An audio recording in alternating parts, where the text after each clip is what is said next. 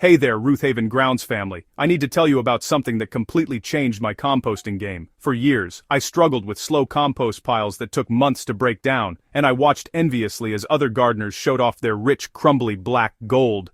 Then I discovered one simple ingredient that transformed my compost bin from a sluggish mess into a humus-producing machine in just 3 weeks. I'm talking about the kind of compost that makes your plants practically dance with joy. The secret ingredient? Alfalfa meal. Yes, that's it. This humble livestock feed became my composting superpower, and I'm going to show you exactly how to use it to accelerate your compost pile beyond anything you've experienced before.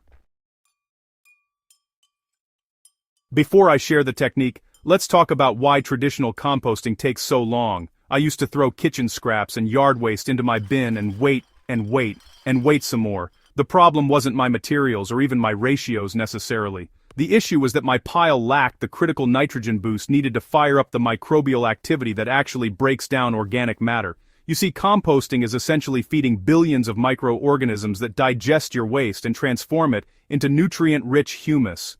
These little workers need the right fuel to operate at peak efficiency. They need nitrogen, and lots of it, especially in the early stages when decomposition is most intense.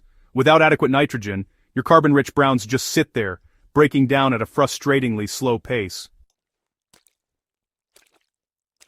Here's what makes alfalfa meal such a game-changer for composting. This stuff contains about 2.5 to 3% nitrogen by weight, which is significantly higher than most green materials you'd typically add to your pile. But the magic doesn't stop there. Alfalfa meal also contains triacontanol, a natural growth hormone that stimulates microbial activity like nothing else I've tried. When I first added alfalfa meal to my compost pile, I honestly didn't expect much. I'd tried commercial compost activators before with mediocre results, but within 48 hours, I could feel the heat radiating from my bin. Within a week, the pile was cooking at temperatures that would make a thermophile jealous. By day 21, I had beautiful, dark, crumbly compost that smelled like forest floor after rain. The beauty of alfalfa meal is that it's completely organic, relatively inexpensive when bought in bulk, and you probably won't need to make any special trips to fancy garden centers. Most farm supply stores carry it as rabbit or horse feed, usually in 50-pound bags that cost a fraction of what you'd pay for specialized compost activators. Let me walk you through the exact method I use to create finished compost in 3 weeks. This isn't theoretical stuff from a textbook. This is what I do in my own backyard at Ruthhaven Grounds, and it works consistently every single time. Start with a base layer of carbon-rich materials, about 6 inches deep. I use a mixture of shredded leaves, cardboard pieces, and dried plant stalks. The key word here is shredded. Don't skip this step. Smaller pieces mean more surface area for microbes to work on, which directly translates to faster decomposition.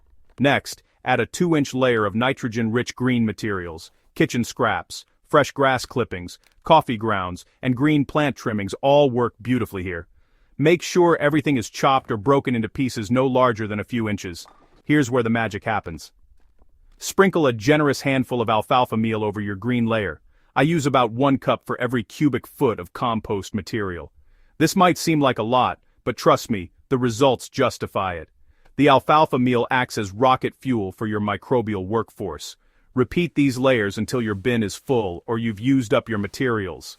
I aim for a pile that's at least 3 feet cubed, which is the minimum size needed to generate and maintain the heat necessary for fast composting.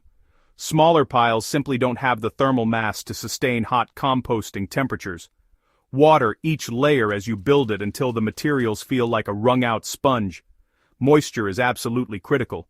Too dry, and microbial activity grinds to a halt. Too wet, and you'll create anaerobic conditions that smell terrible and slow everything down. You want damp, not soggy. Now comes the part where most people fail with hot composting. You can't just build the pile and walk away. For the next 21 days, you need to be actively involved. This is where the real acceleration happens. On day 3, turn your pile completely. Use a pitchfork to move material from the outside to the center and vice versa. This redistributes heat, introduces fresh oxygen, and ensures all materials get processed evenly. I won't lie, turning a compost pile is a workout, but it's also incredibly satisfying to see steam rising from the center and feel the heat radiating out. Alright, so, you'll want to turn the pile again on days 7, 10, 14, and 18. Each time you turn it, just check the moisture level and add water if things are drying out. The pile should maintain temperatures between 130 and 150 degrees Fahrenheit for most of this period. I use a compost thermometer to monitor this, though after a while you can gauge it pretty well by hand. By day 21, your compost should be dramatically transformed. What started as recognizable kitchen scraps and yard waste should now be dark, crumbly, and sweet-smelling. If you can still identify large pieces of material, just give it another week with 1 or 2 more turns. The reason this method works so quickly comes down to creating optimal conditions for thermophilic bacteria, the heat-loving microbes that do the heavy lifting in hot composting. These bacteria thrive in temperatures between 130 and 160 degrees Fahrenheit, and can break down organic matter at astonishing speeds when conditions are right. The alfalfa meal provides an immediate nitrogen surge that kicks these bacteria into high gear. The regular turning ensures consistent oxygen supply, which these aerobic organisms absolutely require. The moisture and pile size maintain the heat needed to keep everything cooking. It's like creating a perfect microbial ecosystem where decomposition can happen at maximum efficiency. What's happening inside your pile is nothing short of miraculous. Proteins are breaking down into amino acids. Complex carbohydrates are being converted into simpler sugars and eventually carbon dioxide. Cellulose from plant materials is being digested by specialized bacteria and fungi. All of this biological activity generates tremendous heat, which further accelerates the process in a beautiful feedback loop. Even with the alfalfa meal boost, sometimes things don't go perfectly. If your pile smells like ammonia, you've added too much nitrogen. Balance it out with more carbon-rich browns. If it smells like rotten eggs, it's too wet and has gone anaerobic. Turn it thoroughly, and add dry browns to absorb excess moisture. If the pile isn't heating up after 3 days, you might need more nitrogen. Add another round of alfalfa meal and turn thoroughly. Sometimes the pile is too small to generate adequate heat. In that case, gather more materials and rebuild a larger pile. Temperature is truly the key indicator of success. A pile that reaches 140 degrees consistently is actively composting.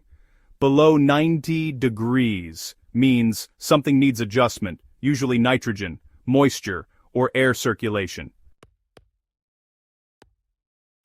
Once you've successfully created your first batch of 21-day compost, you'll never want to go back to slow passive composting. I now maintain a 3-bin system where 1 bin is actively composting, 1 is curing, and 1 is being filled with new materials. This gives me a constant supply of finished compost for my garden beds. The alfalfa meal investment pays for itself quickly. That 50-pound bag I mentioned earlier will last you through multiple batches if you're a home gardener. I've calculated that my cost per pound of finished compost using this method is just pennies compared to the dollars you'd spend buying bagged compost from garden centers. Listen, I know composting can seem intimidating, especially if you've had piles that just sat there for months without much progress, but this alfalfa meal method changed everything for me at Ruthhaven Grounds, and I genuinely believe it can transform your composting experience, too. The key is committing to those 21 days of active management. Yes, it requires more work than passive composting, but the payoff is incredible. You'll have nutrient-dense compost ready to enrich your garden beds in less than a month instead of waiting 6 months or more. If you found this guide helpful, and you're ready to supercharge your own compost pile, do me a favor and subscribe to the Ruthhaven Grounds channel. Share this article with your fellow gardeners who are tired of waiting forever for finished compost.